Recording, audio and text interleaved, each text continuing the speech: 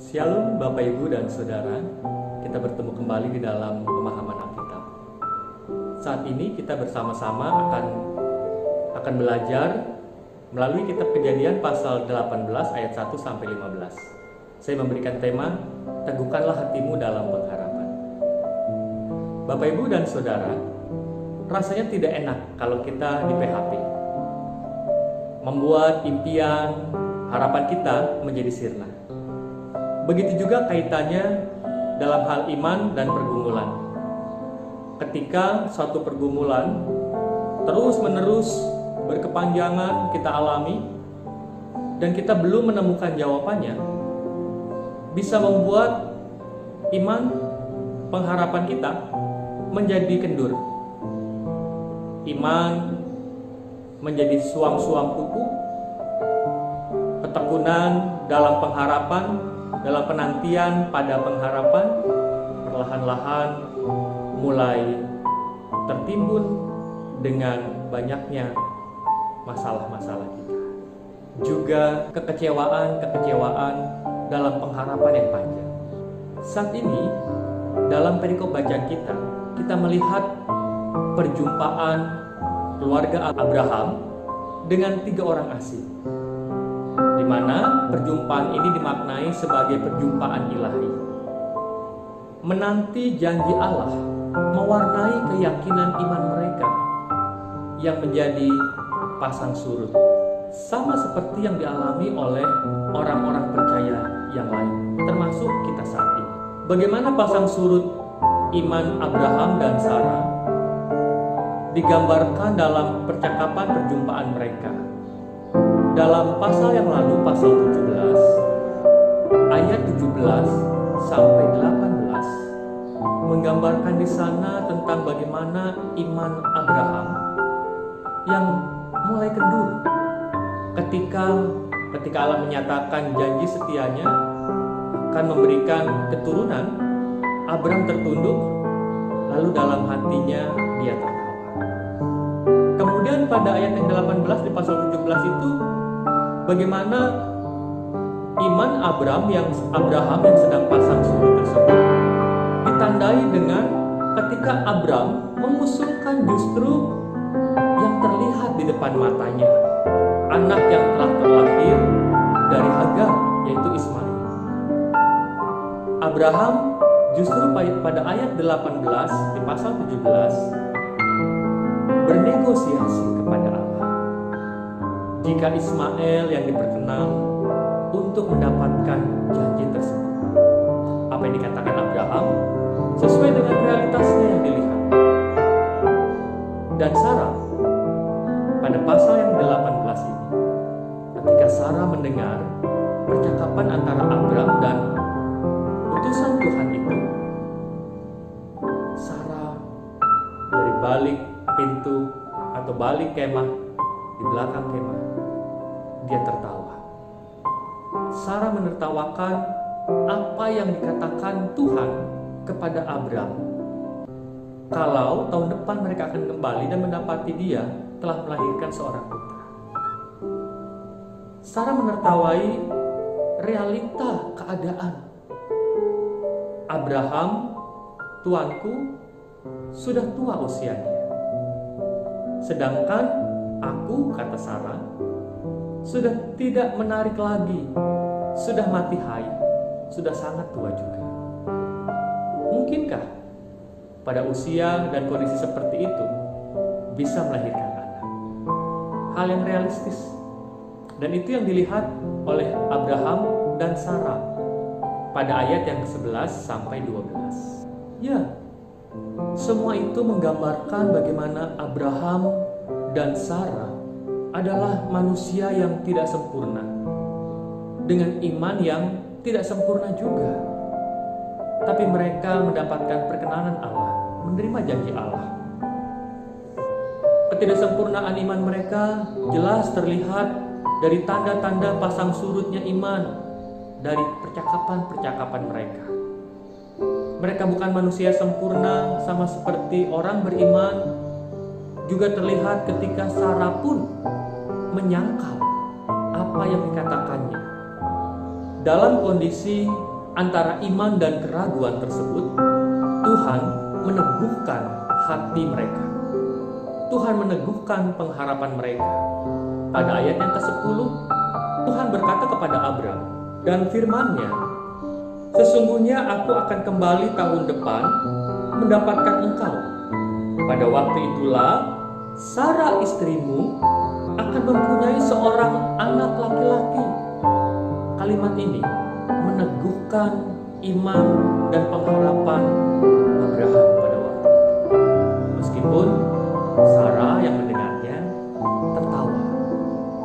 Nah, kita melihat bahwa Tuhan tidak pernah PHP, sama seperti orang pada umumnya yang kita jumpai dalam pengalaman kita. Kalau kita mau melihat teks asli dari ayat ke-10 ini, ketika Tuhan berkata kepada Abraham dan juga kepada Sarah secara tidak langsung, dalam terjemahan bahasa Indonesianya hanya dikatakan di sini, "Sesungguhnya aku akan kembali tahun depan mendapatkan engkau.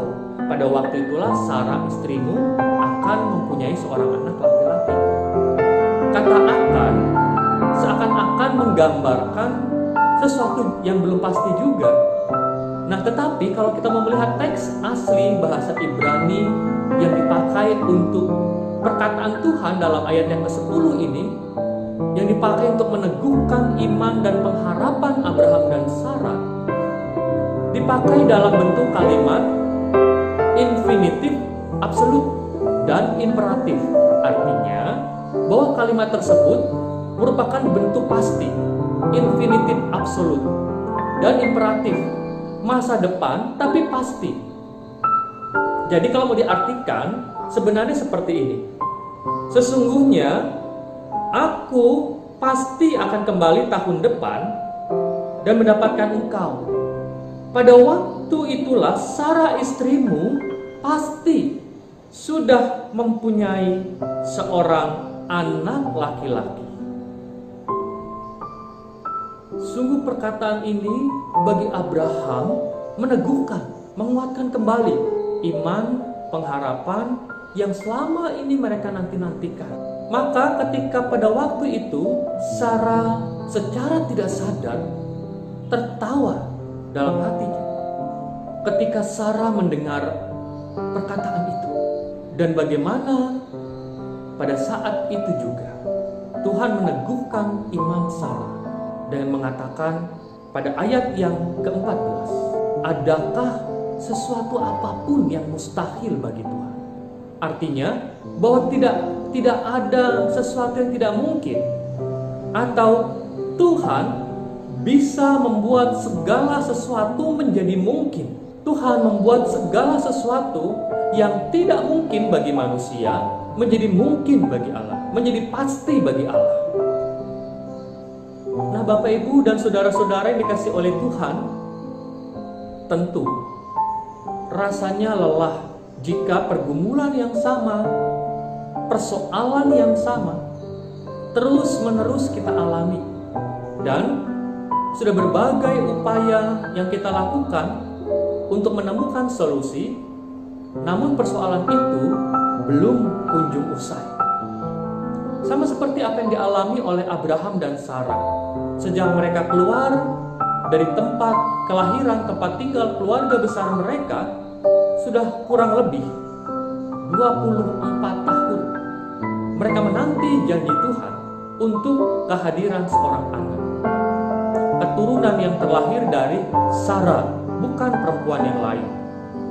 Tentu melelahkan, menanti berkepanjangan dengan belum tahu pasti kapan. Apapun yang menjadi pergumulan kita, apapun yang menjadi penantian kita, ingatlah bahwa Tuhan pasti akan menjawab, bahwa Tuhan pasti akan menyatakan pertolongannya, karena tidak ada sesuatu apapun yang mustahil bagi Allah. Melalui kisah perjumpaan Abraham, Sarah, dan Tuhan, melalui 3 orang asing itu, kita belajar untuk kembali meneguhkan iman dan pengharapan kita. Seperti Abraham dan Sarah, dengan perkataan-perkataan Allah, tahun depan aku pasti akan kembali dan mendapatkan Sarah istrimu pasti sudah mempunyai seorang anak laki-laki. Dan dengan perkataan Tuhan, adakah sesuatu apapun yang mustahil bagi Tuhan? Bisa kita jadikan pegangan ini. Kita bisa menjadikannya sebagai dasar pengharapan kita untuk selalu berpegang pada firman, untuk selalu berpengharapan hanya pada Tuhan, untuk selalu tetap percaya bahwa apa yang dikatakan, yang dijanjikan Tuhan itu sebuah kebenaran. Percayalah pada firman-Nya, percayalah pada Tuhan bahwa sampai dengan hari ini Tuhan terus berkarya untuk menyiapkan segala sesuatunya bagi kita, untuk menjawab pergumulan-pergumulan, persoalan-persoalan kita. Meskipun pergumulan kita saat ini belum selesai, sama seperti halnya kita tidak tahu kapan selesainya situasi karena pandemi COVID-19 ini selesai. Namun kita tetap percaya bahwa di dalam segala ketidakpastian yang terjadi di sekitar kita, ada satu yang pasti, yaitu Tuhan dan janjinya yang pasti. Dan karya Tuhan yang pasti terus dikerjakan dalam kehidupan kita. Dan bahwa kalau kehidupan kita ada sampai hari ini, percayalah, itu karena buah tangan karya Allah. Teguhkanlah hatimu, teguhkanlah imanmu, berjalanlah dalam pengharapan pada Tuhan.